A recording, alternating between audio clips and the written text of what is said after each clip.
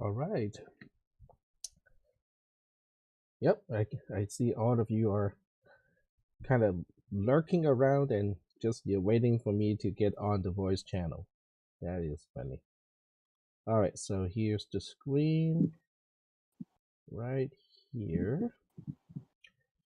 There we go. And the YouTube part should be streaming already, so I have started that a little bit ago. All right, so let's go ahead and review the homework assignment. I have been getting, let's just say, a bunch of messages from certain people today. Well, it's been a week, so it's time to get it done today.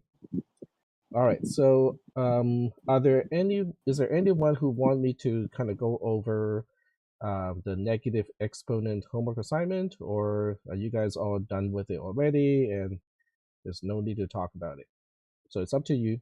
Just do some activity on the text channel and I'll either review or not review accordingly. Okay, so we got someone who wants me to go over it. Okay. All right. Oh, make the mic louder. Just give me a second. Yeah, I think Zoom is constantly resetting my mic level back to a lower level, and that is really annoying. Okay, so I'm just checking my input device. Yeah, that's kind of low. I think that's better. I think this is my usual setting, and I can crank it up just a little bit more, okay, before it clips. All right, is that good? Okay. All right, so let's go ahead and work with the assignment. All right, so the way I'm gonna work this out is to use online GDB. Before I discovered online GDB, I have always been just using code blocks, and code blocks is good. I like it, and it certainly has the advantage of being able to deal with multiple source files, separate the header from the rest of the file, and so on and so forth. So it's kind of nice, but at the same time, it is not. It requires configuration, and if you don't configure it correctly, then it's not going to work. So I am going back to the text channel 1 week ago, particularly going to the timestamp of 7:38 p.m., which is when I uploaded the main code. So main.c is, I'm just downloading it from that text message. And now I can paste it into here. But before I do that, I have to put it into my clipboard first. So I just need to do something off the screen. Let's see, cat main.c to xclip cell clip. There we go. Okay. All right, so just paste, and now we got the whole thing here. All right, so the subroutine that you need to focus on is specifically just okay, where is it? Come on, move. Okay, I think I just passed it right there. Okay, there we go. Okay, so I don't know why the y is missing from the by. So the idea is you have to look at the number structure that is pointed to by pn, from a base 10 mantissa and exponent to a base 2 mantissa and exponent. So that is the objective of the code. And the class note is actually very, very important. So if I go back to the floating point number module, which is this one, this is actually quite important because the module actually spells out some of the logic already. So I'm just going to follow my own notes, which is in section 5.2.1. Okay, so the rationale of doing this is already explained before, so this is actually very specific to just the program itself. All right, so there are several ways to work on this program. So even though we are all taught to do programming from top to bottom using the top-down design, Sometimes from the debugging perspective, it is actually easier to do it from the bottom up. In other words, we just want to increase the exponent of 10 by 1, okay? Because if we can do that, then it's just a matter of putting another loop on top of the logic that we already have. So, that's usually, sometimes, that's a better approach. But if I want to do it, using a bottom-up approach, the first thing is to maximize the mantissa until I cannot double it anymore. And then we'll be ready to do the division by 10, because each division by 10 allows us to increase the exponent of 10 by 1, and therefore exp10 will get one step closer to 0. All right, so given this, let me move things around just a little bit, because I want the tabs to be closer together when they are related. So now we go back to GDB, and so the first thing I want to do is really just to maximize the mantissa, and so that when I do a division by 10, it would minimize the error of doing that. So in the notes here, it says as long as m is less than or equal to the largest numerator value divided by 2 minus 5, I want to keep doing this. And the reason why we have divided by 2 and then a minus 5 is because the plus 5 is done first. And as a result, we need to make sure that there's room to perform that addition of 5 after the doubling. Okay, so we go to GDB, or online GDB, and then we just write that loop. As long as, for the most part, is the same thing as a while. So we just say while, and then pn points to mantissa is less than or equal to uint 64 underscore max, which is the macro name for the largest value that can be represented as a 64-bit number. But we want to divide it by 2 and then subtract 5 from 1/2 of that. So as long as the mantissa is less than or equal to this value, it means I have room to multiply by 2 again. And this part is, okay, I see, I got an extra close brace, and that confused the editor, because I thought auto indentation is not working. So as long as I got room to do another multiplication by 2, I would just go ahead and multiply by 2. So we have mantissa. You can do it in a variety of ways. I'll show you at least 3 ways to do this. Okay, the first one is multiply equal to 2. Okay, which is and this is called a compound assignment operator in C and C++. It means mantissa is mantissa times 2, but it's a shorthand. Okay, because apparently the people who came up with C and C++, thought that it is important to make it easy to write very condensed code.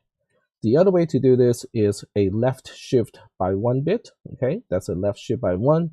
And the last way to do it is basically having it to add to itself. So that would basically turn the compound assignment operator to a plus equal to, and it is just itself that we are specifying on the right hand side. So any one of these 3 is going to work. You can pick one or the other. It doesn't really matter to me which one you choose, but I just want to point out that there are a few alternatives.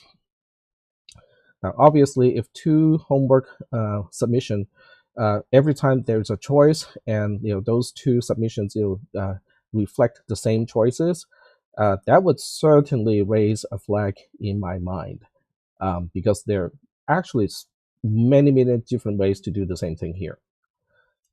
Because we are multiplying the mantissa by 2, we have to decrease exp2 by 1. So you can do a minus minus. You can put the minus minus before. You can also do a minus equal 1. You can also say, exp2 is exp2 minus 1. So once again, we have at least 3 or 4 ways to do this.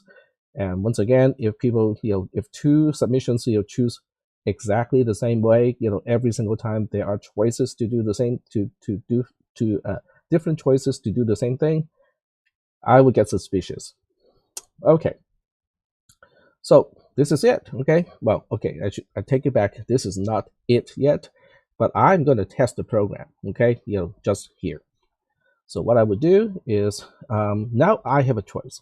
So the choice that I have is to say, well, do I feel good about this code, or do I want to really debug this code because I'm not really sure?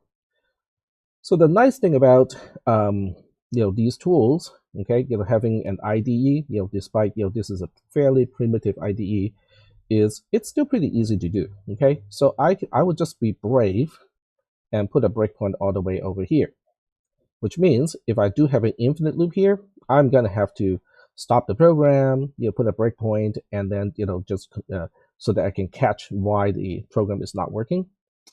So there we go. We click debug, which would compile the program. Oh, okay, I have to first choose a language, and it's just regular C.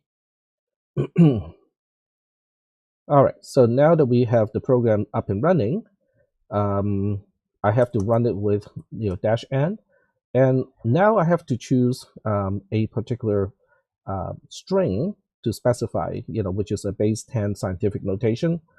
So if you choose something like this, okay, if you say 1e minus -1, okay, that's basically just 0.1 in base 10. Then this loop, will have to go through many iterations before it gets out, okay, which is okay, okay. On the other hand, you can also specify something like this, okay, 1 point, and then we want to specify 18 ones after this, okay. So if you just do something like this, and this can be E0 for all we know, this will, it will be faster for this loop to get out, because the entire mantissa, 1.1111 with all those ones, is going to turn into a pretty big unsigned integer to be stored in mantissa. So that means mantissa is starting with a pretty big value to begin with, so it won't take as many iterations to get out of the loop. So how you want to set up your test is really entirely up to you. I just want to point out, depending on how you set up the loop, how many iterations it will take to get out of this loop, will vary. Okay. So in this particular case, because the mantissa is exactly just 1, okay, and every time we double the mantissa, we are left shifting the bit pattern by 1 bit to the left-hand side. So it's going to take 63 shift operations before it gets to the point where if I double again, it's not going to work. So it will take 63 iterations through the loop if I were to use this as a test value. So how you want to do this, hey, once again, it's up to you. So I'll just go ahead and use this particular value, press the enter key, and it did get out of the loop. Online GDB is nice in a way that it shows you the call stack, it shows you, local variables, parameters, and so on and so forth. And so, you don't really have to, in some cases, you don't have to print anything. But I personally just like to print stuff out. So we just say print whatever PN is pointing to. So now we got a mantissa that's fairly large. We get exp10 still being a -1, and we have exp2 being -63. And now I have to say, is that right? I mean, I don't know whether it's right or not. I mean, I cannot just visually look at this number and go like, yeah, that looks about right. I mean, I cannot do that. So I have to check a few things. So if I let's open up a. I'm thinking about, should I open up a new tab so we can have a spreadsheet, or I can just run LibreOffice. So I'm gonna just run LibreOffice because that tends to be just a little bit faster and slightly more efficient. Okay, so I'm just going to enter this equation over here. So we'll have equal, and then the number that we're looking at here. So double click, Control C, and then Control V. Paste that number in. Oh, okay, you pasted in the wrong thing.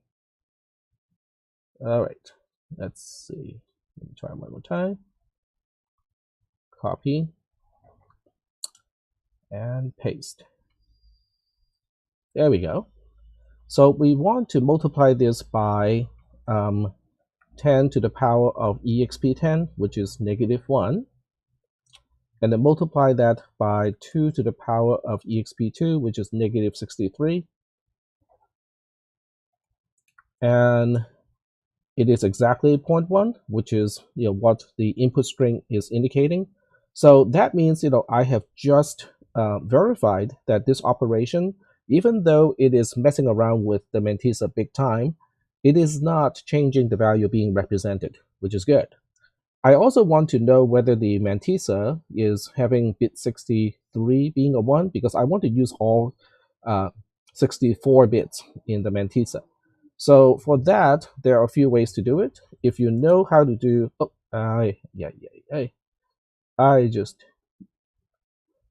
okay, let me go back to, oh no, it didn't keep my program. All right, fine. I guess we'll just have to redo it, right? Yep, so this happens to everybody.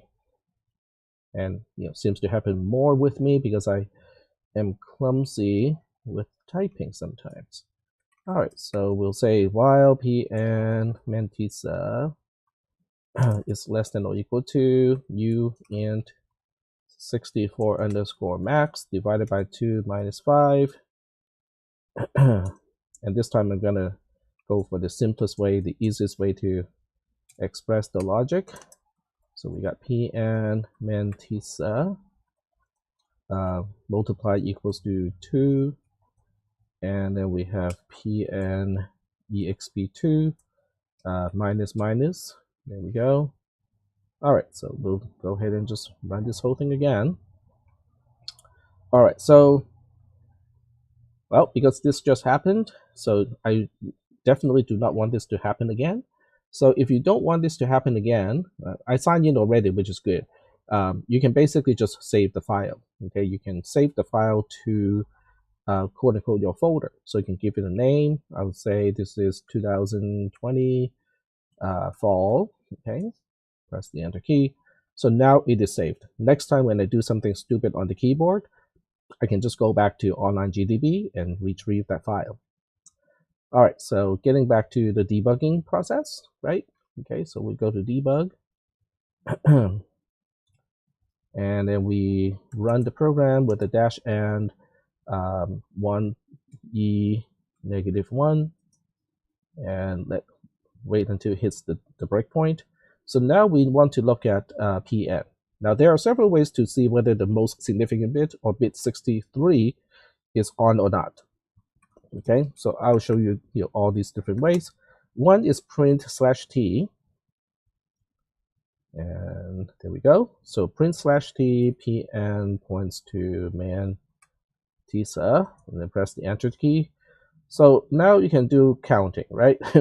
You can count whether we have exactly 63 zeros here or not.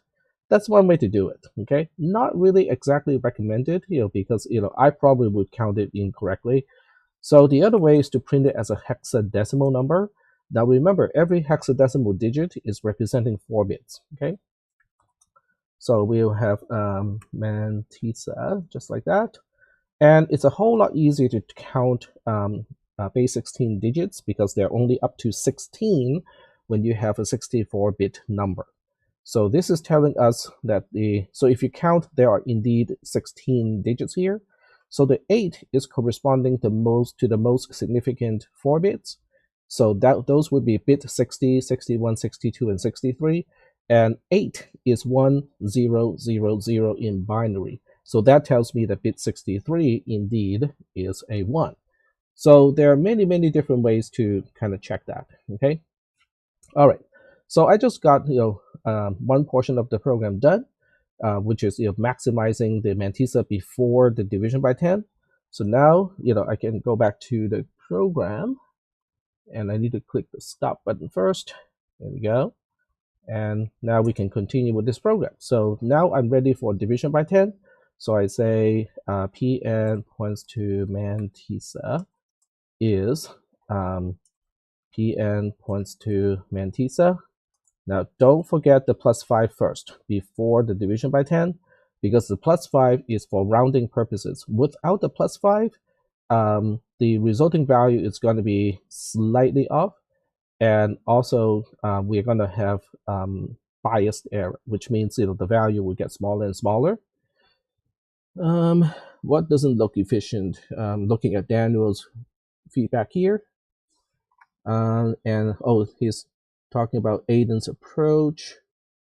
Aiden's approach is to get mantissa, and then you just use a loop to add one to mantissa as long as I is less than x.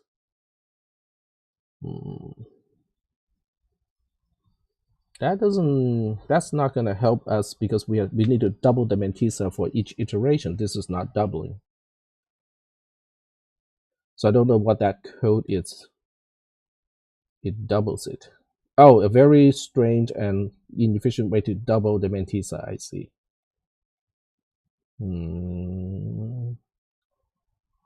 Oh, I see. Because you have a local variable x and you're just adding one until it is doubling. Okay, I get it.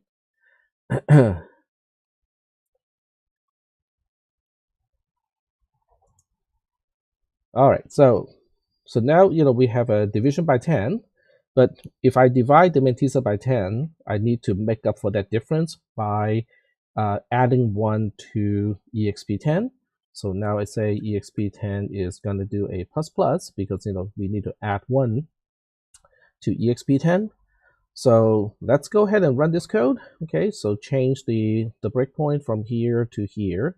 I mean, you guys probably know exactly what's going to happen, but we'll go ahead and run it anyway. Oh, okay, so we got an error on line 64 because, okay, expected semicolon. Oh, okay. Too much JavaScript coding because JavaScript doesn't need a semicolon at the end of a statement. Yep, I'm blaming this on JavaScript. So click save again, and let's debug again. There we go. All right, so we run it with exactly the same command. So this is really kind of important too, is every time you test it, you want to use the same test case because that way it's more likely that you know what the program is supposed to do. So print star pn, and once again I can now retest this, okay, using the equation that I edited a little bit earlier. So using this equation, but it's going to be slightly different because the mantissa is no longer the same as before, and then the power of 10 is not -1 anymore. It is just 0. But I should get back 0.1 at this point. So let's just assume that that's what I did and it worked. So given that is the case, I got the inner part of the loop already done. So now I just need to put an outer loop on top of all this, right? So we have while pn points to exp10 is less than 0. So this is the outer loop. We do all of this stuff here, and then put a close curly brace here. And this is why I like VI, because VI has a really handy way to indent the code correctly. So without that, it's like, okay, we can always do something like this, right? There we go.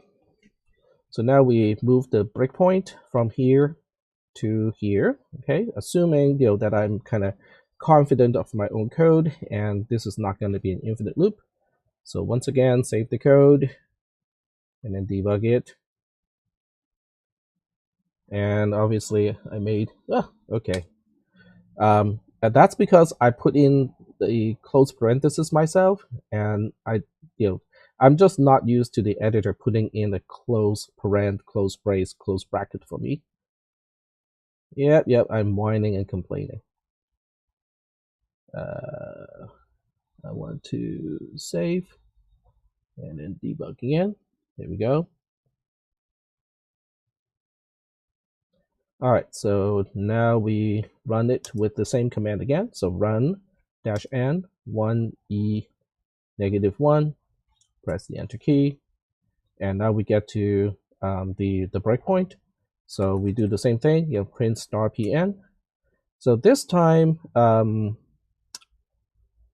it's all done, because we have a EXP10 of just -1.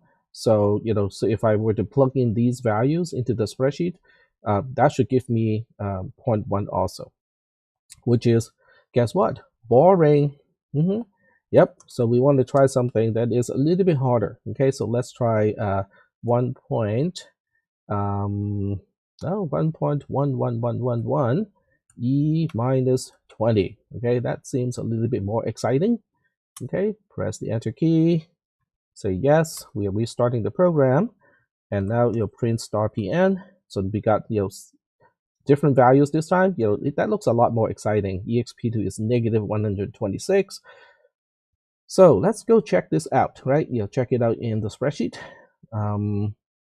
So we'll go ahead and type it in, and we got, okay, let's copy this first.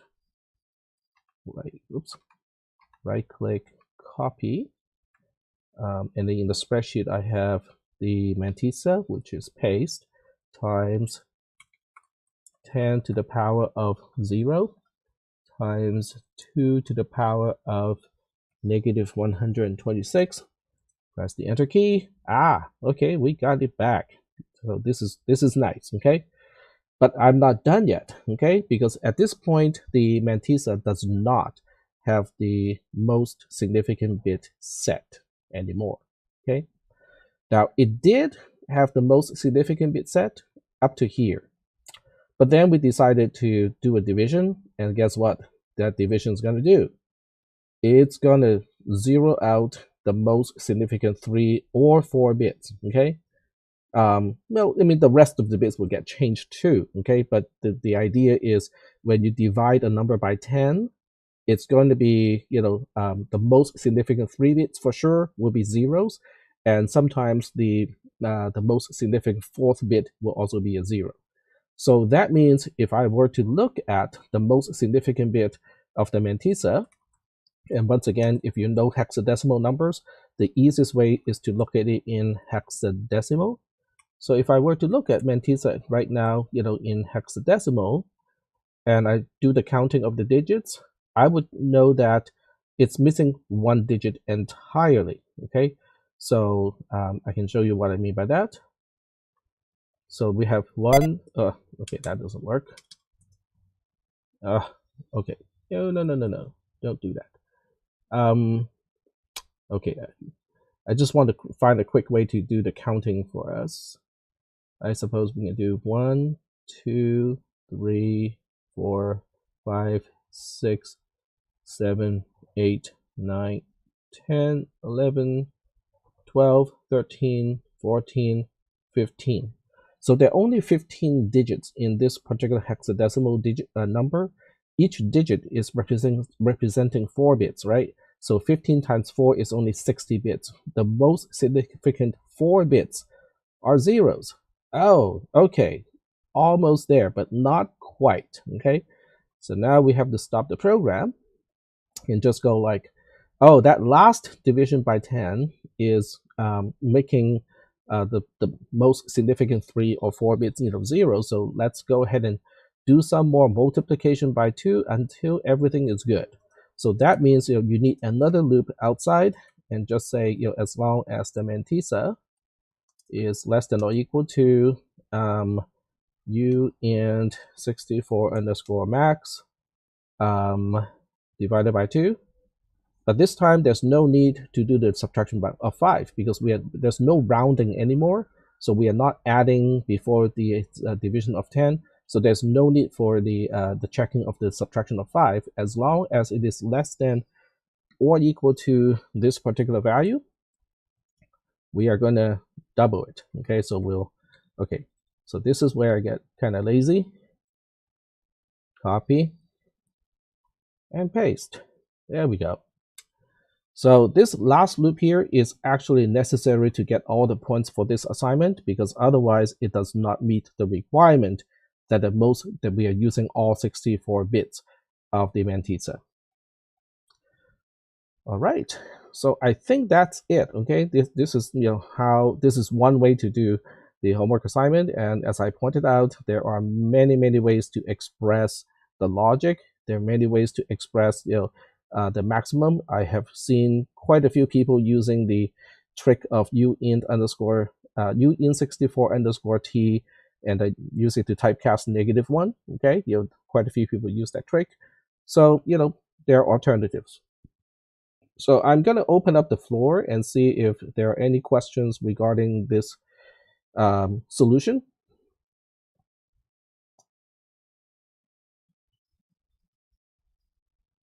Okay, I'm not seeing anything in the text channel.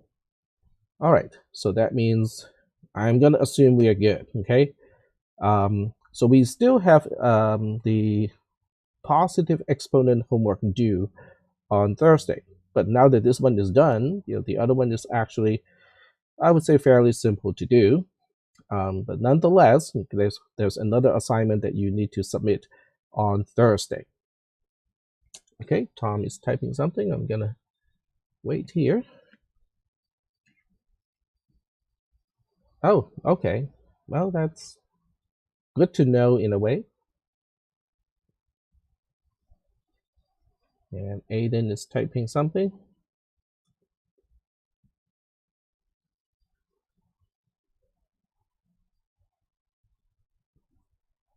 All right, so as Tom and Aiden are both typing, is it okay for line 40? I don't have the -5, so we are talking about this line over here.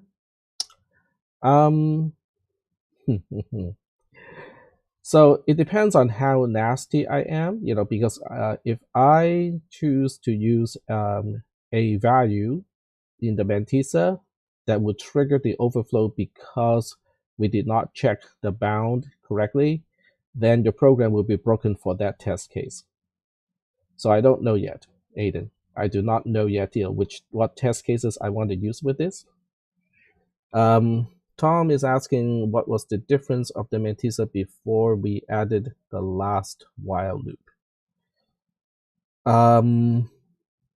Well, before okay, so it's easy to tell, right? Because we can put a breakpoint right here, which is at the beginning of this loop, and then we can put another breakpoint all the way down here. So now if we run the program again, lost connection. Okay, come on. Debug. There we go. Okay, I need to rerun the program from the beginning. 1e -1. Now we hit the first breakpoint, so we'll go ahead and print star pn. This is it, okay? And we can move this portion of the window up a little bit, okay, just so that we can see more of the debugger. And now I have no need for this breakpoint. Get rid of it, and then continue the execution of the program until I hit the second breakpoint. And here's the second breakpoint. Print pn again, and you can see how the value of this has changed. Okay, and you can also see how the exp2 is going from -63 down to -67 because we have basically 4 additional left shift operations, and as a result, we have to decrease exp2 by 4.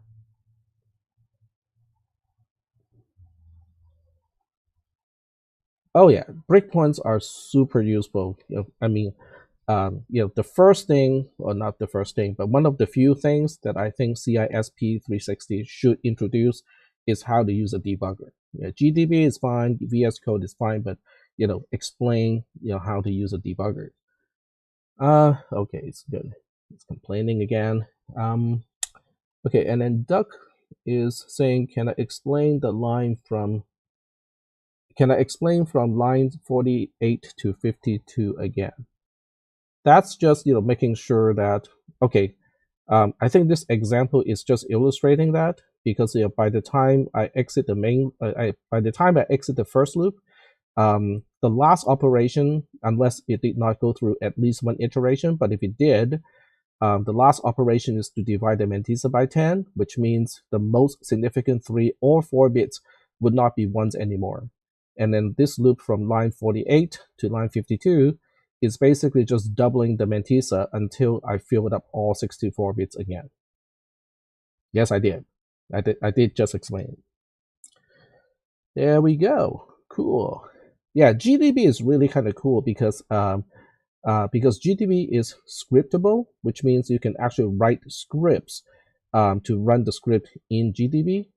And that is really kind of helpful, because if you want to repeat the same test procedure when you're writing a program and set up breakpoints at exactly the same places, GDB can make it very automated to test a program. Yep. So I wholeheartedly suggest that, even beyond this class, if you have a chance to use GDB, just spend some time to learn some of the commands, because it's vastly powerful as a tool for debugging. Okay.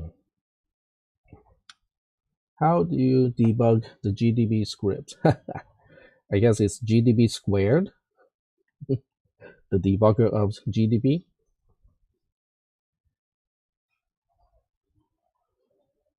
Okay, so I think it's time for a little bit of digression, because Aiden's point is, there comes a point where you do not have a structured or a tool as a debugger to debug something anymore, and that is entirely true.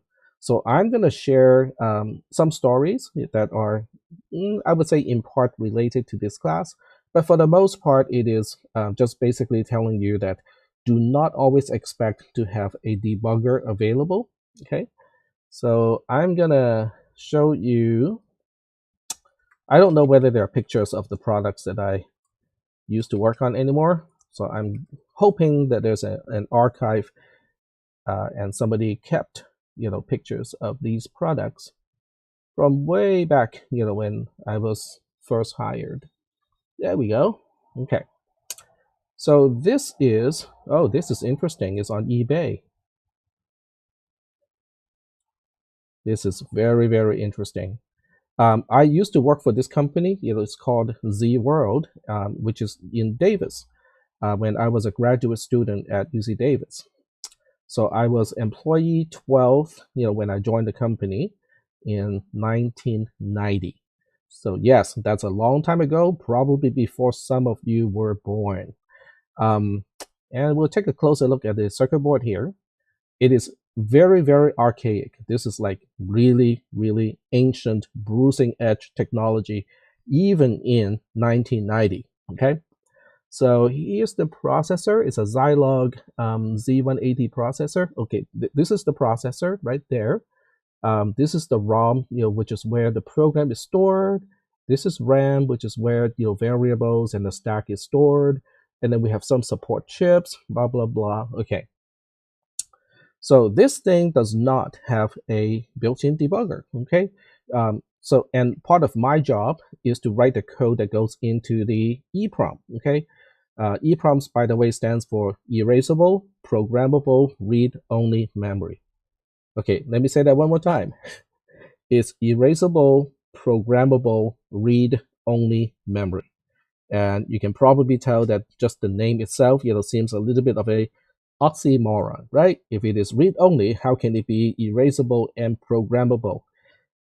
That's basically what it is. This little window here allows UV light to pass through, and the UV light can reset, the fuse of the ROM, and therefore, basically zeroing out the content of the ROM so it can be reprogrammed using a high voltage again. And you can probably do it, I cannot remember, hundreds of times, before the chip is unusable. So I'm the person who's responsible to write the code that goes into the EEPROM. And there's no debugger to debug the code that goes into the EEPROM. So now the question is, how do we debug this type of application? Okay. Well, let's look closer. So let me see if I can view image by itself. So this way we can look a little bit closer. Okay. So when we look closer, you can see there's a LED right here. There's a yellow LED, and then there are two more yellow LEDs over here. These two, if I remember correctly, are software accessible, so they can be lit, they can be turned on and turned off in software. This one I think is just indicating power is good. Emulate. There's no such thing as emulation back in 1990. I mean, the company that I worked for could not afford it.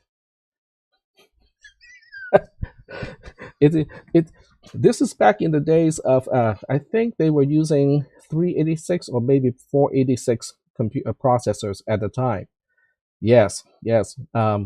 So for the most part, I just programmed blind, and use these two LEDs to tell myself whether I reached a certain section of code or not. Yep, that is how you debug a program when you are dirt poor, when the company is dirt poor, and and we just don't have the tools.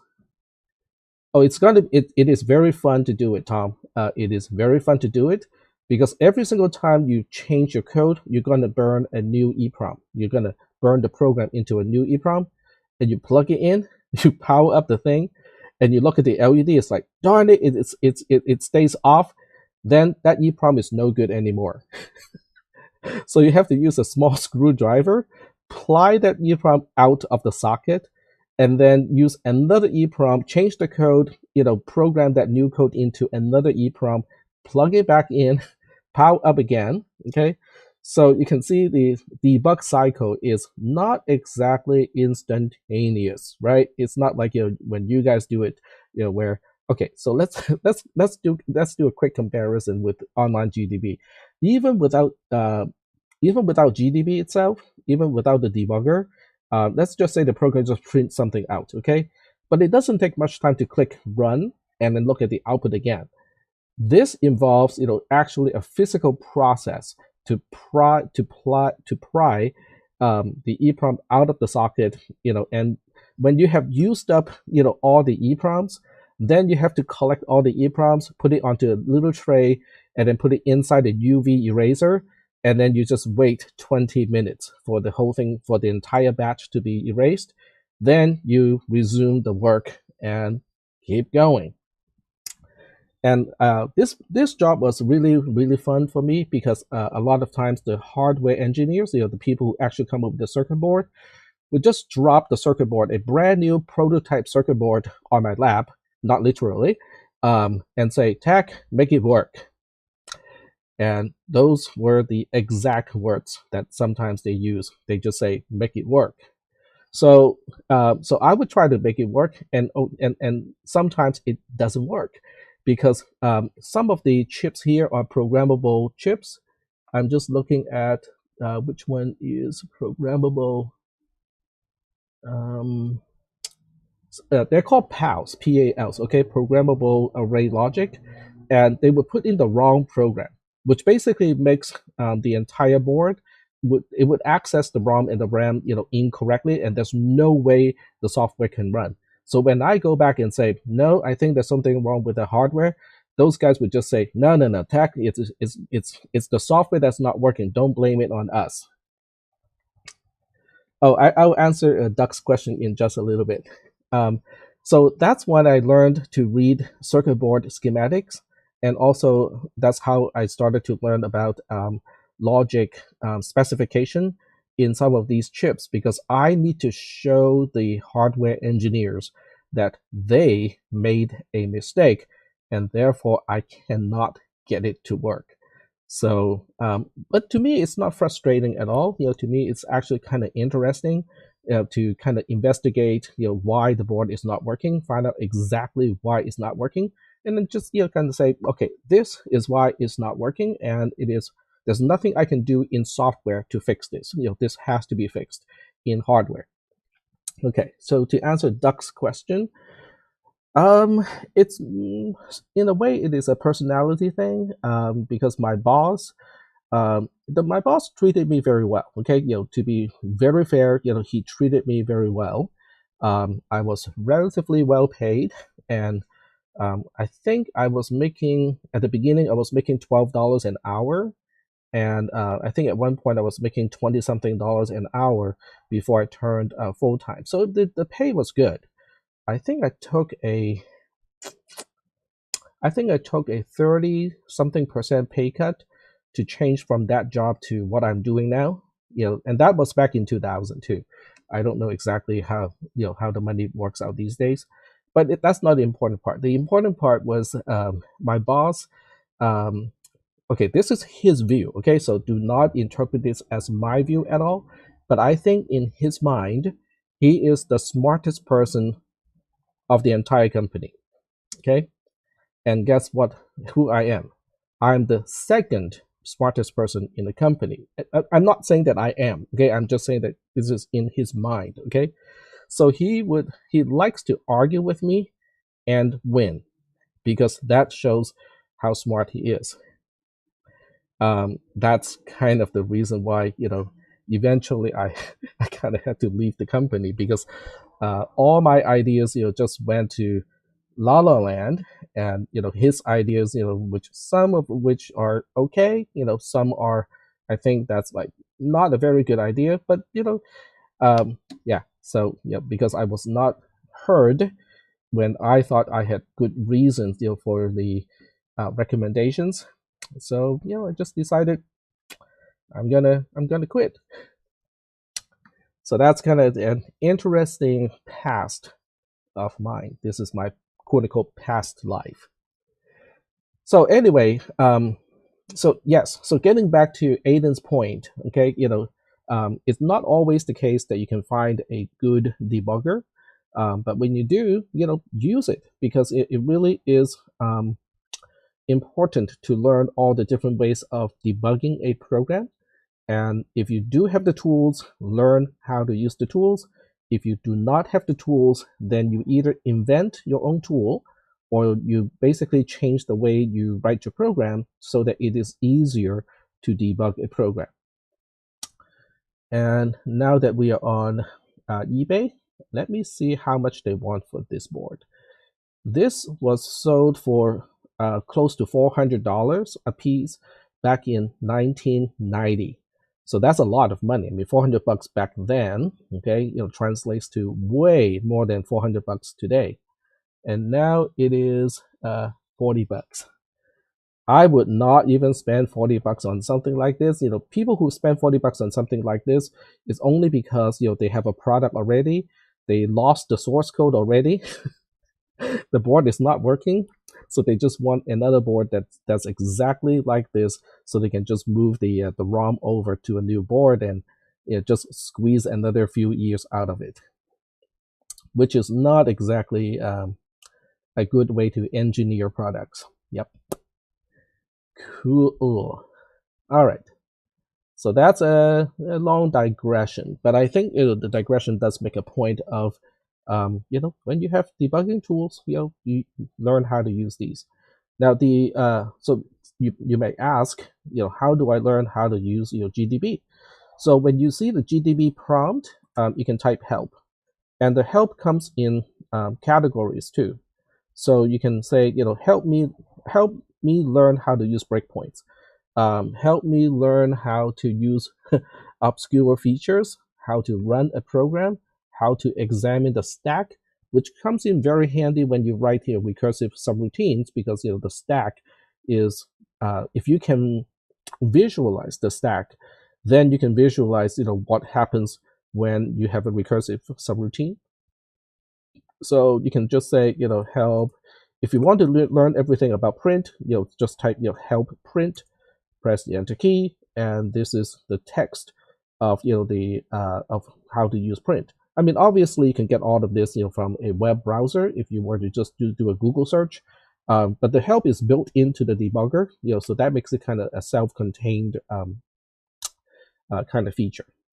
All right. So enough of this digression. So let me just make sure that I save the program again. and then we'll come back and continue to talk about the current topic, which is not propositional logic. I just got some allergy stuff. And all right, so let me get back to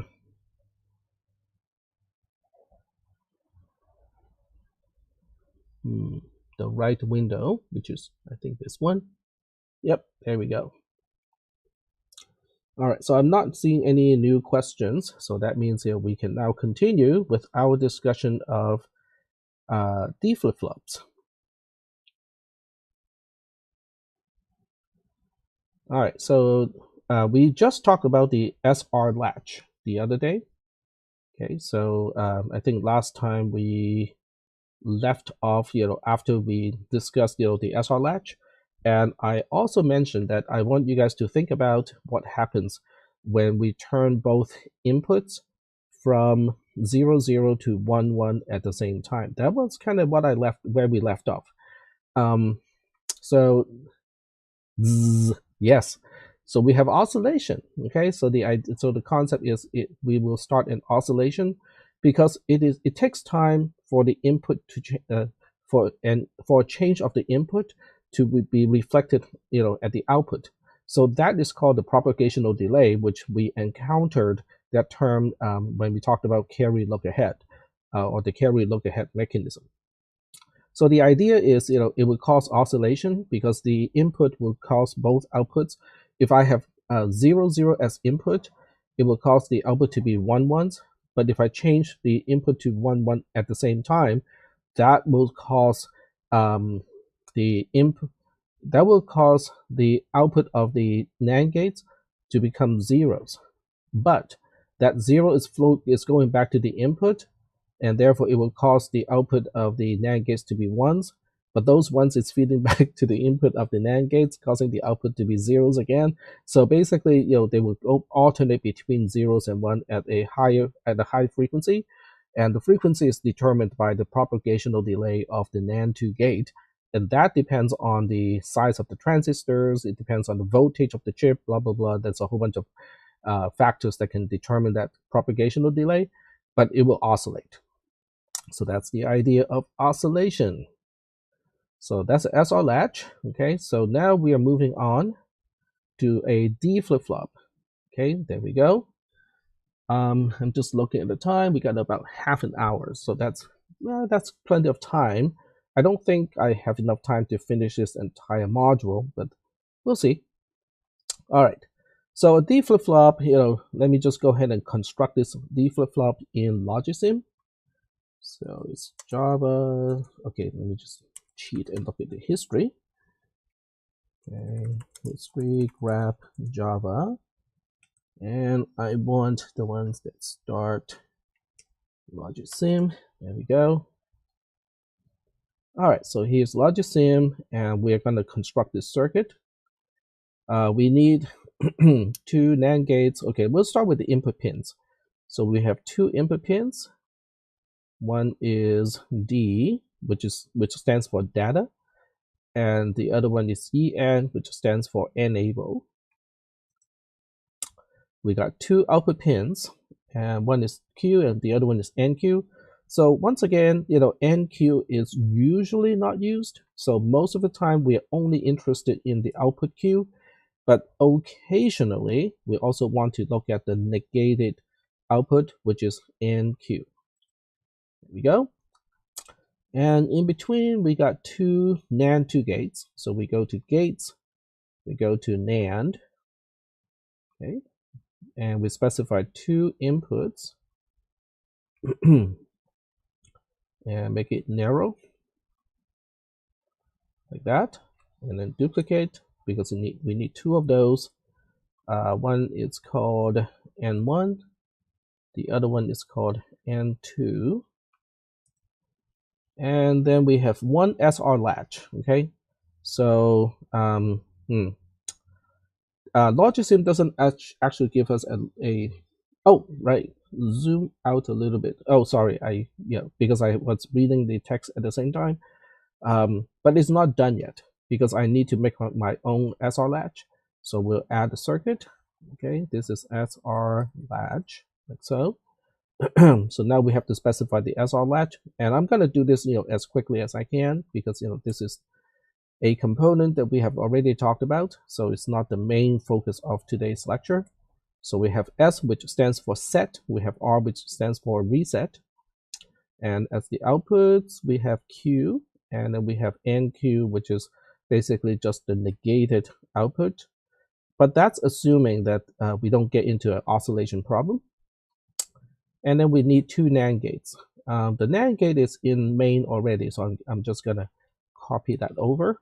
Okay, so we copy this to the SR latch. So we got 1, 2 of the NAND gates. The name is not really important. I'm just gonna, okay, we'll fine. We'll make it look nice. Okay, so now we got this. The output of the NAND gates, you'll go to the output pin. We go to the output pins. All right, so this is also a good place to explain, why we have an E here. So this E is basically saying, we don't know what the output is. Okay, it's an unknown state because the input of the NAND gate is not specified. So that's why we got the red line over here.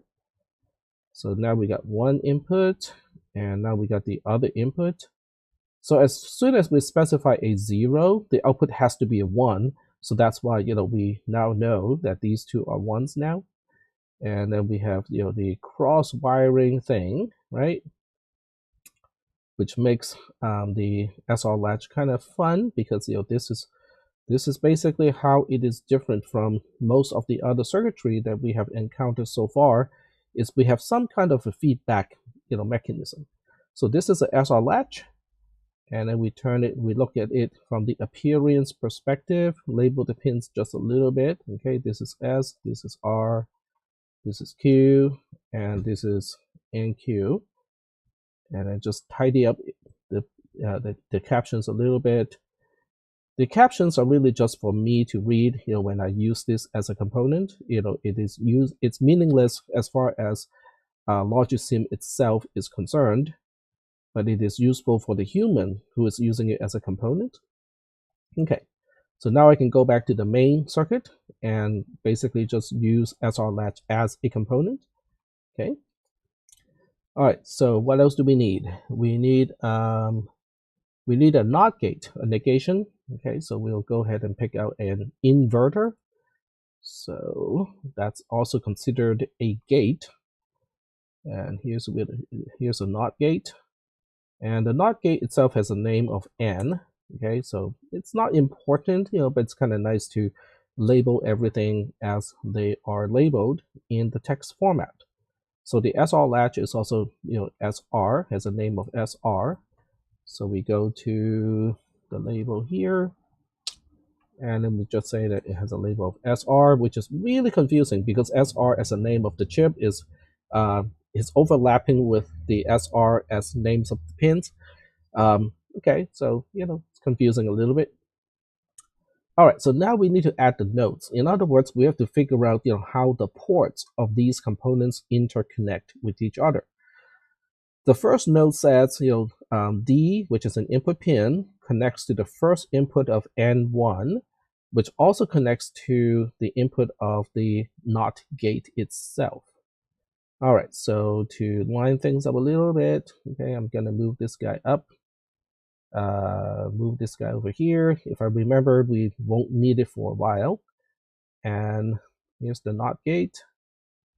And we'll put it, we'll put it here for now. Okay, so D goes to the first input of the NOT gate. It also goes to the, it goes into the first input of the NAND gate, not the NOT gate. It goes into the only input of the NOT gate. And I think that is it, right? Yep, it is. And then the second node is going from the EN input pin to the second input of N1 and the first input of N2. Okay, so we could switch to LogicSim, and we'll go ahead and do just that. So enable goes to the second input of N1. it goes to the first input of N2. Okay. And I think that is it. Yep. And now we look at the output of the NOT gate. It connects to the second input of N2. So switch over to LogicSim. Take the output of, okay, we have to stretch this out a little bit, because otherwise I don't have enough room to do it. So the output of the NOT gate goes to the second input of N2. All right, so what else do we need? The output of N1 goes to the S pin of the SR latch. So we're almost there, okay?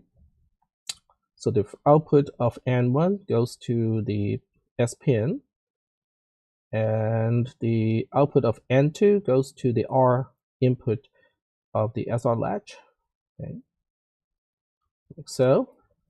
And then the output, the Q output of SR goes to our output pin Q.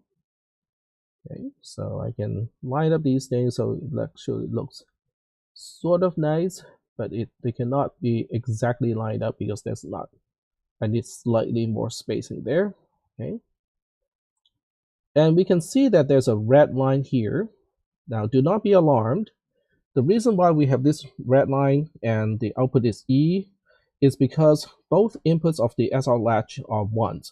In other words, we are asking the SR latch to maintain the current state, but we never turned one of the outputs to a 0 before. In other words, we have not yet specified what is the state of the SR latch, and yet we are just asking it to remember the current state, and that's why the outputs are E, because it doesn't know, it cannot determine what the outputs are supposed to be. So that is the reason why we see the red wire, and also that's why we see the E over here as the output pin. Okay. So what is this doing? Okay, in other words, how does this work, right? So the first thing we want to see is, okay, what does EN have anything to do with the SR latch? Now E is considered, okay, so if you go to the, if you use the poking mode and you click on the node, it will highlight to you exactly where it goes. So you can see how EN as an input pin connects to one of the inputs of both of the NAND gates. Oh, but wait, hold on a second here. These are NAND gates, right? So if at least one input is a 0, then the output is guaranteed to be a 1. In other words, if EN is a 0, then we are guaranteeing that EN1 would output a 1, and N2 is going to output a 1, and the SR latch would just be asked to maintain its current state. Oh, okay, so that means we are not enabling any changes at this point. But that is true. That's why this is called EN, because when EN is a 0, the D flip-flop is said to be disabled. It is not enabled. So that means it would just maintain the current state. It's not going to change anything.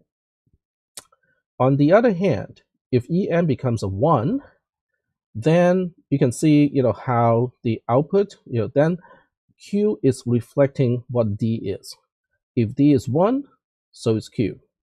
If D is 0, so is Q. So EN being a 1, this is called a level sensitive D flip-flop, because as long as EN is a 1, whatever state D is, Q is going to mirror. Okay. But if I turn off EN, then it doesn't matter what I do with D, it's not going to change the state of the SR latch. So that is the purpose of a D flip-flop, or a level sensitive D flip-flop. Okay, so the main difference between this and SR latch is twofolded. The first one is we have a data pin to specifically say, what do we want to store? Do you want to store a 0, or do you want to store a 1? Whereas before, one of the inputs says, okay, click me to remember a 1, and then the other one says, click me to remember a 0. So now we have one pin to specify the content that we want to remember, and another pin to specify, is it time for me to remember what I see at the pin D? So we separate the functions. One specifies what we want to remember, and the other one specifies, are we supposed to remember it now? Do we have any questions about the function of a level sensitive or just a D flip-flop? Not seeing anything in the text messages, but there's there's a bunch of PM, DM. Okay. So, okay, the DM has nothing to do with our discussion at this point, so I will ignore that for the time being. Okay. So now we can move on to the next topic, okay? So the next topic is an edge-sensitive D flip-flop. This one is really kind of fun. So let's go ahead and construct this one. Okay. So we go to project, add a circuit, and this one is called an edge-sensitive D flip-flop. So edge-sensitive D flip-flop. There we go. All right, so let's see what we need. What are the ingredients for this particular one? Okay. So we need 2 SR latches.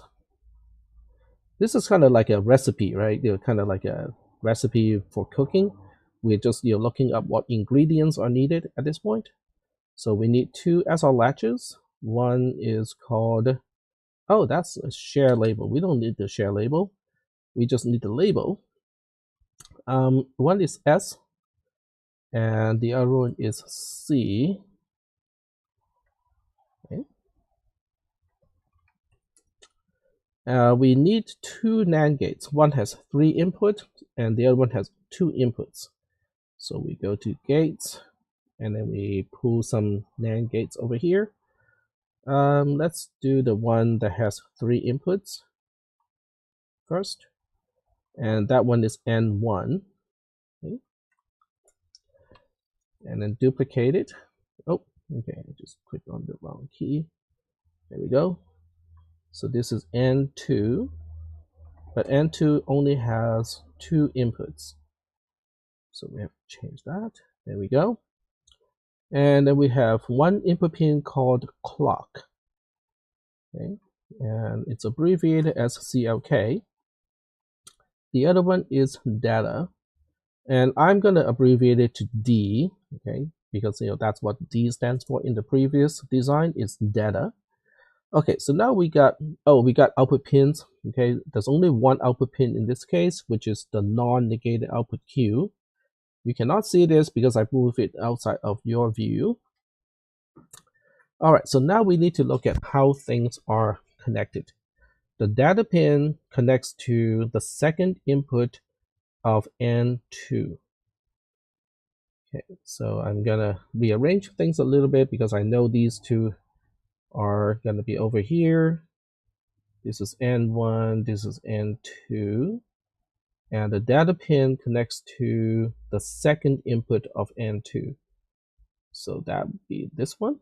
Okay.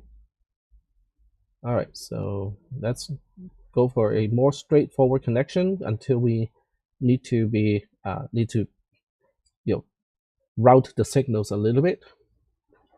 All right, the second node connects clock to S.R and also connect to N1.in1.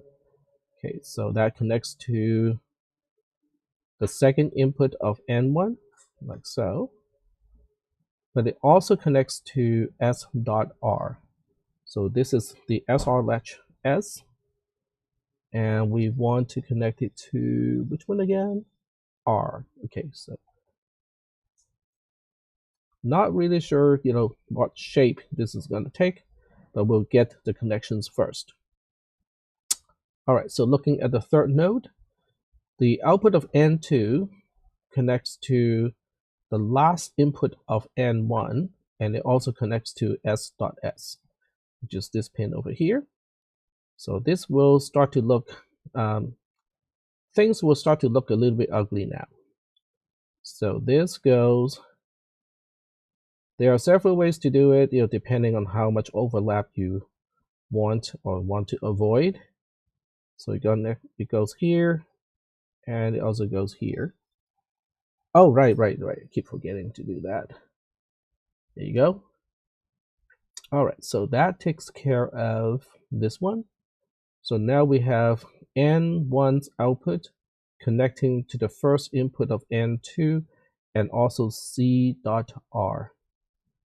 Okay, I have a really bad short-term memory, so unless I am looking right at it, I would forget. So N1's output, which is this one, connects to the first input of N2.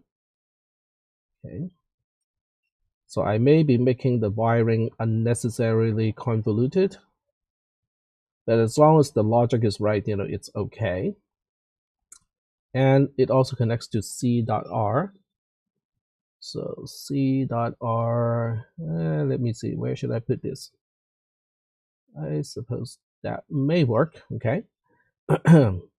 Now we take the NQ output of S, which is this pin over here, connect it to the first input of N1.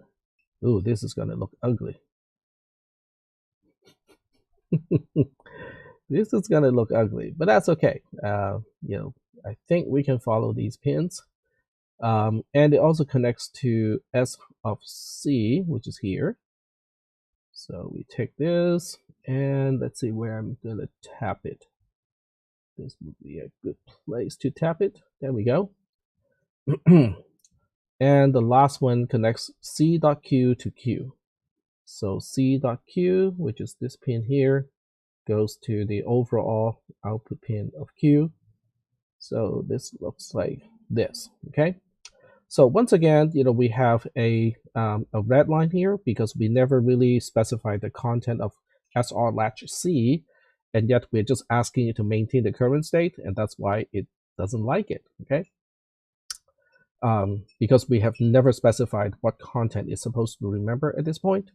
So the analysis of this circuit is really kind of long, okay? So this is the text representation of the analysis.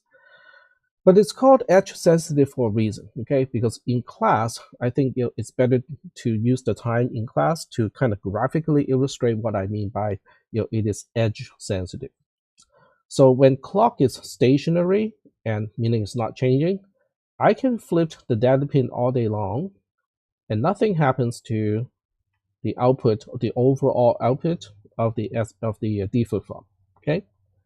Now, if I want the output to be a 0, a rising edge of the clock pin will make the CSR latch remember the current state. So observe, okay? So when I click the clock pin, so it has a transition from 0 to 1, at that moment, at the transition, it's going to remember the output. It's going to mirror the input D to the output of Q, okay? Ding! Wow, okay, that is kind of cool. But so even though clock is now a 1, I can now change D all I want. And you can see how that is not affecting the overall output of the D flip-flop. If I change clock from 1 back to 0, it's not going to change the output. And at this point, I can change D all day long, and nothing happens to the overall output. If I want the output to become a 1, there's only one way to do it. I have to first set up the data pin to reflect what data we want it to remember.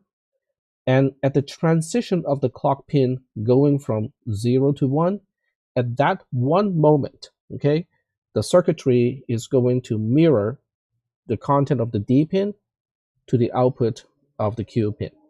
So observe, click. Whoa, okay.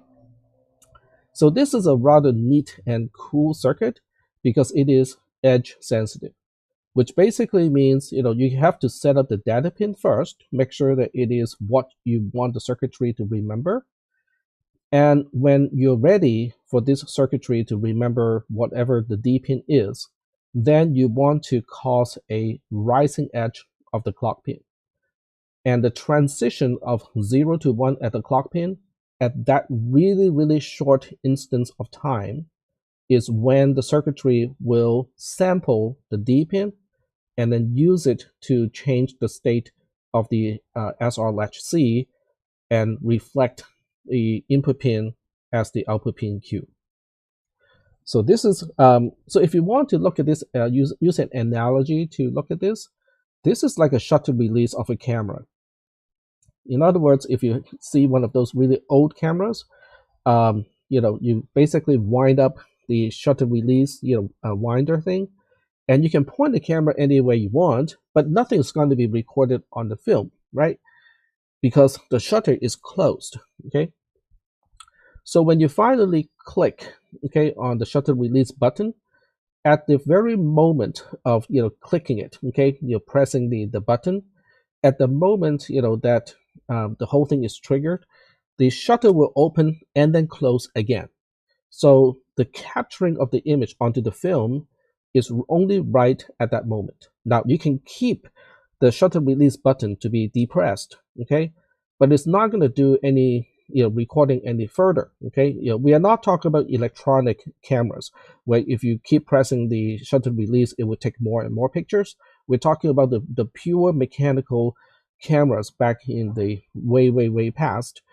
So it will only capture one single image when you press the shutter release button, and it's the same way with this particular circuitry.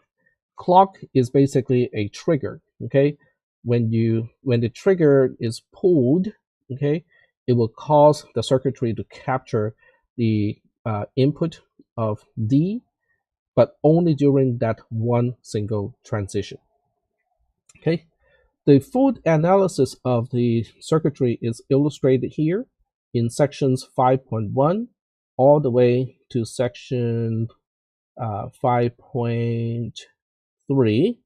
So you want to read this, okay? This is really kind of important because it illustrates how you can analyze a circuitry like this.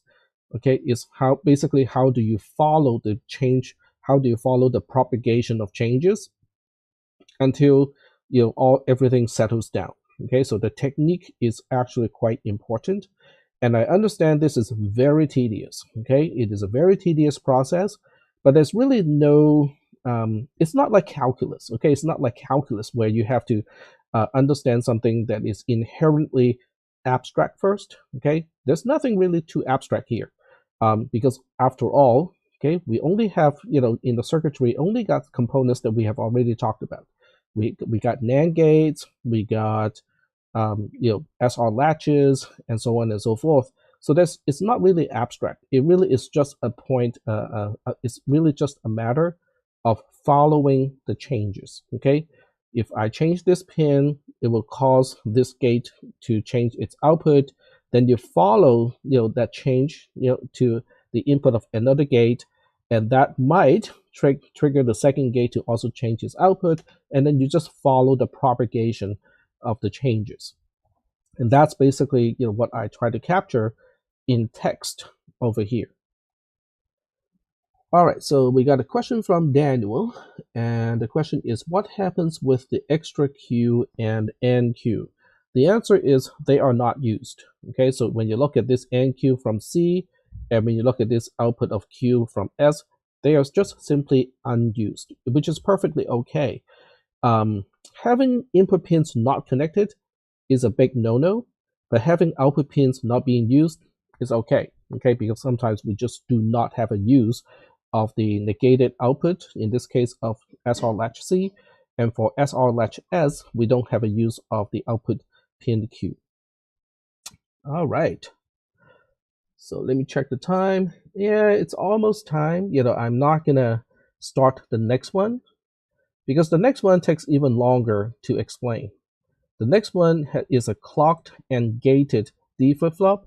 So basically, you see that we have an EN, which is enable, and we also have a clock at the same time. So this one is kind of like a more modern camera, electronic camera, where there's an on-off button. So EN is kind of like the on-off switch. If a camera is off, you can click the shutter release all you want, and nothing happens, right? If you turn on the camera using EN, you still need to use the shutter release button to trigger the taking of a picture. But every time you press that button, it will only take one picture. Okay, we are not talking about things that can kind of automatically take additional pictures when you just hold the shutter release down. Okay, and data is basically the lens of the camera. This is how the camera can capture something that is outside. And then Q is analogous to film, or in this case, an SD card of the camera. This is where the captured image is stored. But it can only store one picture. that's the deal. Is it can only store one single picture. Okay, but that's kind of how you can look at this circuitry of the clocked and gated D flip-flop. So before we go, okay, I know it's almost time to go, but before we go, I think it is important to understand why we have both the gated mechanism, which is basically saying, are you ready to update? And also the clock mechanism, which is basically saying, is this the moment to update? Okay, now these two, they serve entirely different purposes. The clocking, okay, which is okay, let me go back to LogicSim because I got those pictures already. So the clock is basically for timing purposes. In other words, when is the proper time to capture the input? That's what the clock is trying to specify. But when you look at EN, okay, EN over here, that is basically saying, are you even supposed to pay attention? Okay, so if EN is a 0, it's basically telling a particular D flip-flop, say, okay, don't even pay attention to anything, not even the clock line, because we are not talking to you. And when we look at the edge-sensitive D flip-flop, the clock line is for controlling the timing. When is a good time for you to capture the input? Okay, so the idea is we will end up with D flip-flops that are connected, so that we have a whole bunch of D flip-flops where the data lines are shared. So now the data line updates, okay, from a 1 to a 0 or whatever, okay. But now the question is, which D flip-flop should be updated? And for those D flip-flops that should be updated, when is a good time to update? This specifies when is a good time to update, and this specifies who should update. Okay, so one specifies who, when you have a whole bunch of interconnected D flip-flops, EN specifies who should update, and clock specifies when we should update. So that would be the end of today's lecture. I am not going to take a role today, so people who missed today's lecture is I mean, until the next exam, there's no consequence. Okay, I'll put it that way. And there's no new assignment. Okay, because we're kind of in between the time, to have a new assignment, because the next assignment really kind of needs needs a little bit more context first. So I cannot give you the next assignment just yet. And you still have the positive exponent program to finish.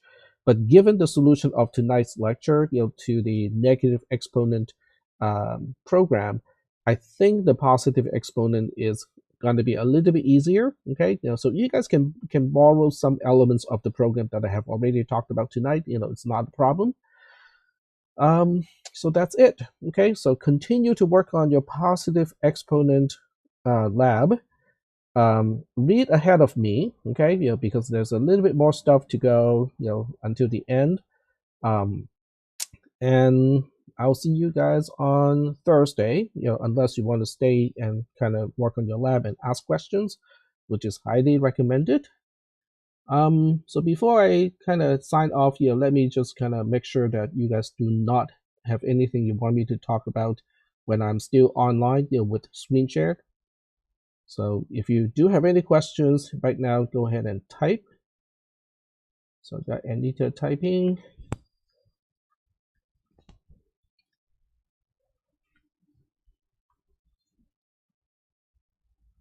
All right. Not seeing anything. All right. So I'm going to assume that we are good at this point. So I will stop the voice share and also stop the streaming to YouTube. But I will stay online so that if you have any questions about the positive exponent homework, now would be a good time to kind of talk about it. Alrighty, so you guys have a good evening, and I will see you on Thursday.